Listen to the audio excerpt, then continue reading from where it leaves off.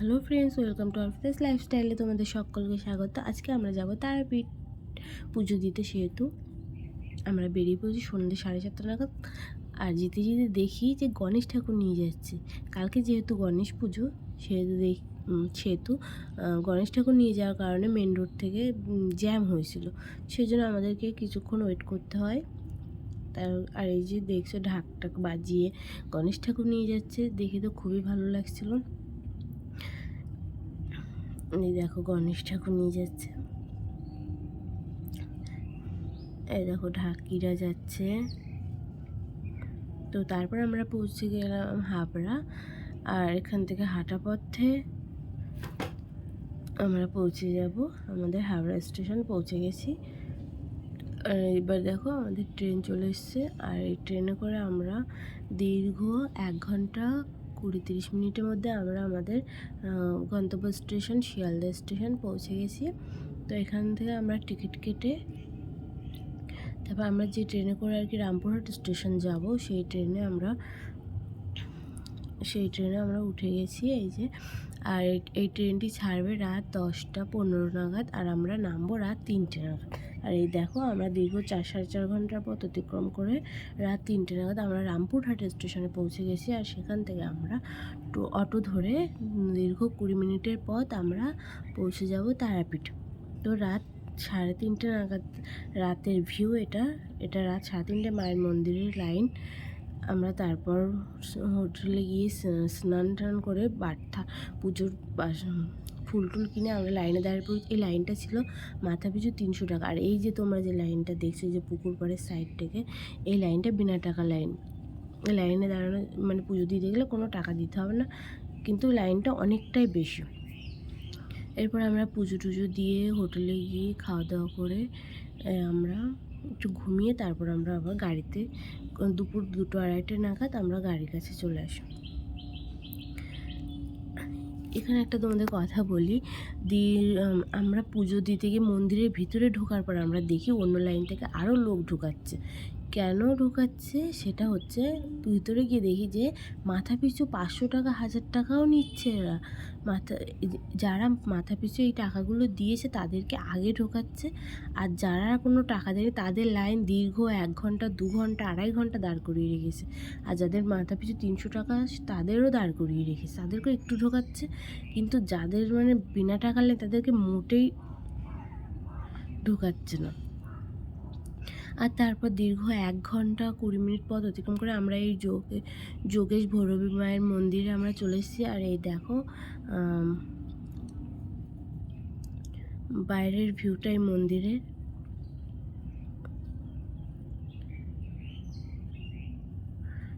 এটা ছিল এই মন্দিরের বাইরের ভিউ, এটা ছিল উপর থেকে এই মন্দিরের ভিতরের ভিউ।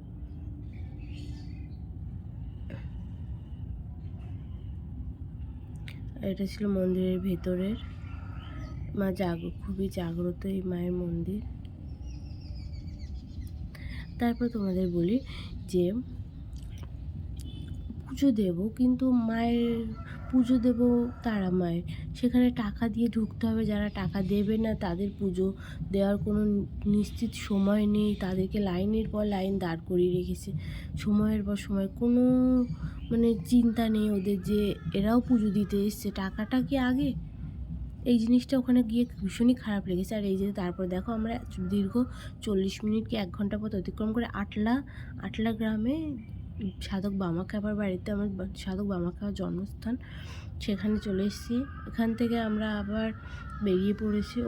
সাধক বামাখ্যাপা ওখান থেকে আবার প্রত্যেক দিন তারাপীঠ মন্দিরে পুজো দিতে যেতেন। আর সেখান থেকে আমরা আবার বেরিয়ে পড়েছি। এই দেখো সারি সারি তাল গাছ, রাস্তার দুই পাশে সবুজ সবুজ। আর এই দেখো কাশফুল ফুটে আছে, এত সুন্দর লাগছিল, মনে হচ্ছিলো পুজো পুজো আমেজ চলে এসছে। আর দেখো রাস্তার সাইড থেকে এত সুন্দর সবুজ মানে ধান ক্ষেত, এত সুন্দর লাগছিল কি বলবো। দেখো ঘাস ফুল দেখছো কত সুন্দর দেখতে লাগছে, এত সুন্দর লাগছিল। যেহেতু এরকম আমাদের দিকে এখন আর এরকম রাস্তা দুপাশে সবুজ এরকম নেই, সেহেতু খুবই ভালো লাগছিল। আর এটা ছিল তারাপীঠে ইস্কন মন্দিরের ভিউ, বাইরের ভিউ। এই দেখো কত সুন্দর, তোমাদেরকে কি বলবো, চোখ সরাতে পারছিলাম না, এত সুন্দর। আর এই মন্দিরের ভেতরের ভিউটা অনেক সুন্দর, কিন্তু এই মন্দিরের ভেতরটা ভিডিও করা বারণ ছিল, সেহেতু তোমাদেরকে দেখার জন্য আমি একটু লুকিয়ে লুকিয়ে ভিডিও করেছি, সেটা তোমরা একটু পরেই দেখতে পাবে। দেখো এটা ছিল বাইরের ভিউ, এত সুন্দর নিখুঁতভাবে কাজ করেছে। এই দেখো ভিতরের ভিউটা দেখো, রাধা কৃষ্ণ কত সুন্দর দেখতে লাগছিল, এত সুন্দর লাগছিল ভিতরটা, যা কি বল, মনে হচ্ছিল ওখানেই থেকে যায়। এরপর এই মন্দিরের বাইরে এই ছিল একটি শপ, যেখানে দেখো অনেক কিছু পাওয়া যায়, অনেক ধরনের বই, গীতা, ঠাকুরের ফটো, অনেক কিছু। আর দেখো অনেক বই পাওয়া যায়, দামোদর, চৈতন্য ভাগবত, শ্রী শ্রী গৌরমণ্ডল দর্শন, জপ, আরও অনেক রকমের বই এতে ছিল। ওখানে হচ্ছে কি বলে, জপের মালা, তুলসীর মালা, এসব সমস্ত কিছু ওখানে পাওয়া যাচ্ছিল। এইটা ছিল বাইরের ভিউটা। দেখো আর একবার তোমাদেরকে দেখাচ্ছি, এত সুন্দর লাগছিল, মনে হচ্ছিলো দেখি তাকিয়েই থাকি, এত সুন্দর। দেখো এটা ছিল, সেখান থেকে আমরা চলে আসি আর একটা মন্দিরে। এই মন্দিরের ভিতরটা ভিডিও করা বারণ ছিল, সেহেতু মোবাইল ফোন বাইরে রেখে যেতেই হয়েছিল, ফোনটা জমা রেখে যেতে হয়েছিল। আর এই যে ছিল আরেকটি মন্দির, এটা ছিল গৌর চৈতন্য মন্দির, এটা ছিল একটা আশ্রম, এটা আশ্রমের সাথে এই গৌর নিতাই মন্দিরটি করা হয়েছিল। দেখো এই মন্দিরের ভিতরে এই যে আর এটা ছিল তারামায়ের আসল মন্দির। আমরা আর কি সমস্ত মন্দির পরিদর্শন করে সন্ধ্যেবেলায় তারামায়ের মন্দিরের সামনে এসেছিলাম। আর এখানে এই যে দেখতে পাচ্ছ তারামায়ের মন্দির, তারামায়ের মন্দিরের সামনের ভিউটা এরকমই ছিল, আর এরকমই সবাই পুজো দিতে লাইনে দাঁড়িয়ে থাকে। আমরা এই সাইডে ছিলাম, আমাদের পুজো দিয়ে যেহেতু সকালে হয়ে গেছিলো, আমরা মায়ের দর্শনে দ্বিতীয়বার গিয়েছিলাম মায়ের সামনে। এই যে মন্দির, এর থেকে ভালোভাবে ভিডিও করা যায় না এখান থেকে, সেই জন্য যতটা সম্ভব তোমাদের সাথে শেয়ার করেছি। আর তারপরেই দেখো আমাদের ঘরের রুমটা তোমাদের সাথে একটু শেয়ার করলাম। আর এটা ছিল এসি রুম, মাথা 1100 টাকা। দেখো এই যে রুমটা নিট অ্যান্ড ক্লিন ছিল, আর তোমাদের সাথে একটু শেয়ার করলাম আমার রুমটা। যে এসি রুম 1100 টাকা, আর নন এসি ছিল 700-800 টাকা। আর এটা ছিল বাথরুম, নিট অ্যান্ড ক্লিন ছিল বাথরুমটি, কোনো সমস্যা ছিল না। এটা ছিল ব্যালকনি দরজা। আর এটা ছিল ভোর 5টার সময়, আমরা যে সময় আর কি রওনা দেবো বাড়ি ফেরার পথে। আর দেখো বাইরের ভিউটা ঠিক এরকম ছিল। এরপর আমরা রওনা দেবো 5টা 5:30 নাগাদ রুমের থেকে। এই দেখো একটা নদী বয়ে গেছে, আমরাও বেরিয়ে পড়লাম 5:30 নাগাদ। আমরা এরপর পৌঁছে যাব 5:51 নাগাদ রামপুরহাট স্টেশন। সেখান থেকে আমরা ট্রেন ধরবো। আর এটা একটা মালগাড়ি যাচ্ছিলো। আর এই যে আমাদের ট্রেন চলে এসছে, আমরা এই ট্রেনে করে যাব বর্ধমান জংশন। তো আমরা দীর্ঘ 1 ঘন্টা 20 মিনিট পর বর্ধমান স্টেশনে নামলাম। বর্ধমান স্টেশন থেকে আমরা যাব ব্যান্ডেল। এই দেখো বাইরের ভিউটা একটু তোমাদের সাথে শেয়ার করলাম। আমরা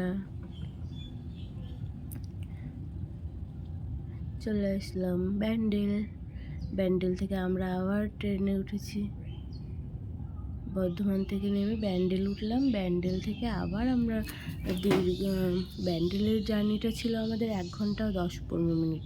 সেখান থেকে আবার আমরা এই যে দেখো নৈহাটির উদ্দেশ্যে ট্রেনে উঠেছি। আমরা যেহেতু কাটাগাড়িতে এসেছি, আর ব্যান্ডেল থেকে নৈহাটি যাওয়ার পথে এই হুগলিঘাট গঙ্গা নদীটি পড়ে, তো নদীর জল এত সুন্দর লাগছিল, তোমাদেরকে কি বলবো, মনে হচ্ছিলো ওখানে থেকে যায়। তো তারপর আমরা চলে আসলাম নৈহাটি জংশন। এখানে আমরা একটু, যেহেতু আমরা ভোরবেলায় বেরিয়েছি, একটু কিছু খাওয়া দাওয়া করে আমরা খাওয়া দাওয়া করে নিলাম। সেখান থেকে আমরা আমাদের বাস স্ট্যান্ডের দিকে রওনা দিলাম। এই দেখো ট্রেন যাচ্ছিলো, তোমাদের সাথে একটু শেয়ার করলাম, ভালো লাগছিল ওপর থেকে। অনেকদিন পরে একটু বাড়ির থেকে বেরোলাম, মনটা একটু ভালো হলো। সব সময় একঘেয়েমি থাকতে ভালো লাগে না। এই দেখো আমরা বাসে উঠে গেছি। এখান থেকে আমরা নৈহাটি স্টেশন থেকে যাব আমরা হাবড়া স্টেশন, সেখান থেকে টোটো, তারপরে আমরা